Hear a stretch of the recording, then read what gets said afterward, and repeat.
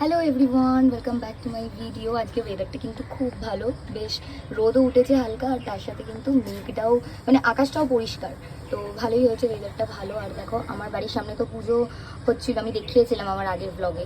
তো এখন এইগুলো দেখে না বেশ মনটা খারাপ লাগে যে পুজোটা চলে গেছে, প্যান্ডেলগুলো এরমভাবে খুলে রাখা আছে, বাঁশগুলো পড়ে আছে। তো এই পুজো শেষ হয়ে গেলে না এইগুলোই খুব খারাপ লাগে, এইগুলোই মনটাকে একদম খারাপ করতে দেয়, কিন্তু কিছু করার নেই। আবার এখন আসছে বছরের জন্য আমাদের অপেক্ষা করতে হবে।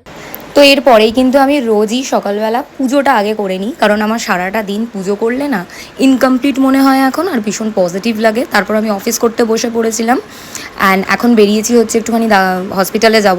ওর যেহেতু ওটি হয়েছিল বেশ কিছু মাস আগে, তো সেটারই একটা রুটিন চেক আপ ছিল। তো চেক আপটা একদম পারফেক্টলি ঠিকঠাকই হয়েছে। তো দেন ফেরার পথে ময়দান থেকে যেহেতু ফিরছিলাম, এখানে লস্যিটা আমরা যখনই যাই ট্রাই করি, মানে খুব ভালো বানায়ও, আর দামটাও কিন্তু খুব কম। তোমরা যদি বলো আমি একটা সেপারেট ভ্লগ তোমাদের জন্য বানাবো।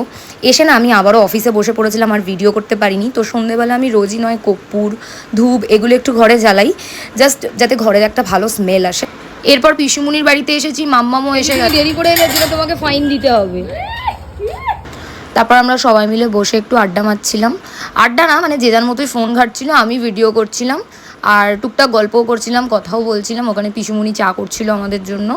তো চলে এসেছে এখন গরম গরম চা আর বিস্কিট। আমরা সবাই মিলে এখন একটু আড্ডা মারি, গল্প করি। তোমরাও যারা এখন আমাকে ফলো করোনি ফলো করে দিও। ভিডিওটা ভালো লাগলে লাইক করো। Thank you.